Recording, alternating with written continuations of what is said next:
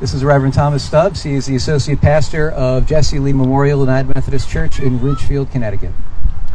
There you go. Thank you, Michael. Turn that one on. Let's see, and this goes...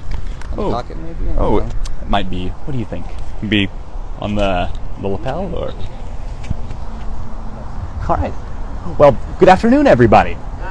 And my thanks to Michael and to everybody who organized this event for organizing it, first of all, and also for inviting me to be a part of it. I'm delighted and honored to be here today. The story that I'd like to tell you, for the most part, is mine, but also touches on some of the same things that Michael and Erica have been talking about, which is, what does it mean, what does it look like to be an LGBTQ plus person in the world of church, and particularly in the world of clergy? Now, the answer to that question looks different in different places, in different environs, which I'll get to in a moment. But I'll share a bit about what it has looked like for me as a gay man who is also a United Methodist pastor.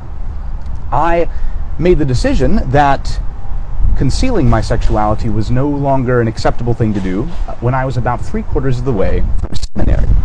And this was not long after the event to which Michael had alluded, the General Conference of 2019, in which the United Methodist Church as a whole had affirmed the traditionalist language in our rule book, our Book of Discipline, and sort of doubled down on the message that if you were an LGBTQ plus person, as the language put it, we love you, but we don't love this part of you.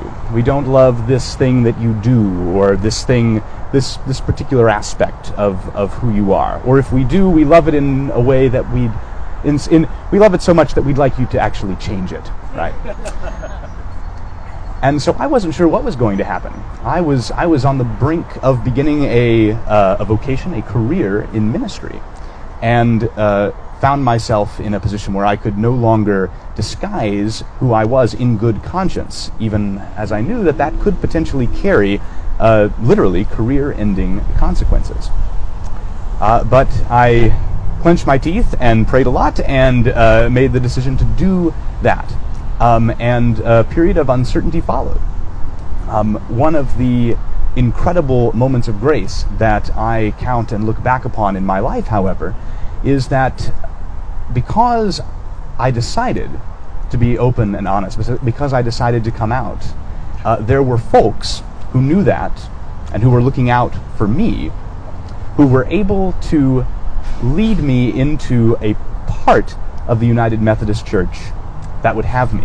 And that's how I got up here. I'm a Knoxvillian by birth, and was going to seminary in Durham, North Carolina. So New York and Connecticut specifically was the last place I ever thought I'd end up.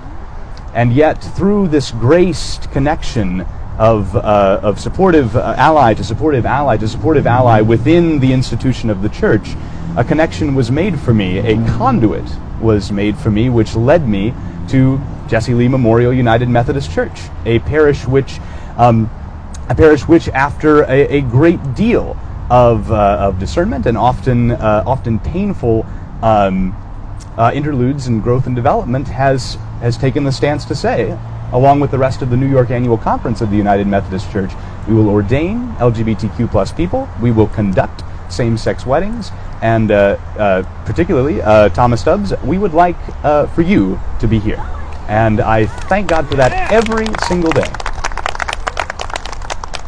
Thank you very much. And yet, as I mentioned at the top of this, that is not the case every place. It's not the case at the conference from which I came. And the disparity between how, for instance, I am able to live honestly and openly here, and how some of my fellow colleagues in ministry are not able to do so, was put into stark clarity just earlier this week, when in the Florida Annual Conference, an entire class of soon-to-be commissioned and soon-to-be ordained pastors were voted down by the conference, specifically because there were two openly LGBTQ plus people on that slate. I knew a couple of the people who were on that slate, and they now, at least this year, are not going to be commissioned or ordained pastors in the United Methodist Church, despite the fact that the Board of Ordained Ministry of the Florida Annual Conference has affirmed their gifts for ministry and had recommended them wholeheartedly to the conference as a whole. That's sobering stuff, especially when I'd spent the previous Saturday at a table in Ballard Park in Ridgefield for Ridgefield Pride with a bunch of parishioners from Jesse Lee saying, "Hey, look at us! We're welcoming, we're affirming, we love you. Come by and see us sometime." To see that contrast was sobering indeed.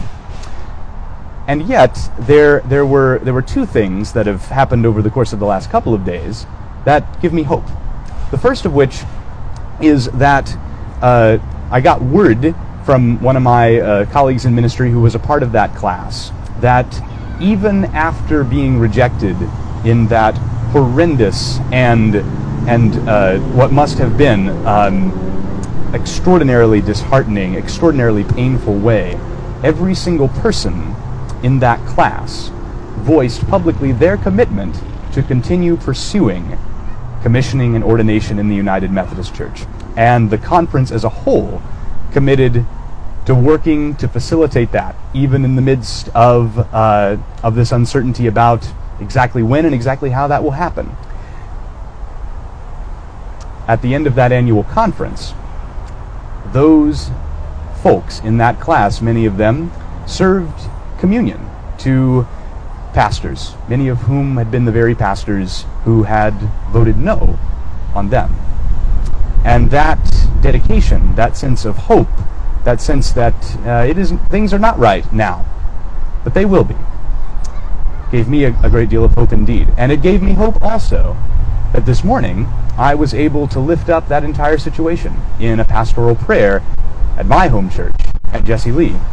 And I had a congregation full of folks who mourned that alongside me and who joined me in praying that that state of affairs would change and that by the grace of God we could be a part of that.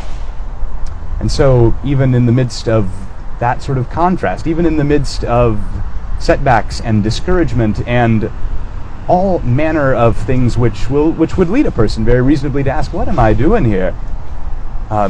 Those expressions of hope are what, for me at least, keep me going, keep me dedicated to the proposition that by and by all shall be well and all manner of things shall be well. That by and by we will see a truly just, a truly welcoming, a truly affirming United Methodist Church. And that's a church that I very much want to be a part of. Thank you. Woo!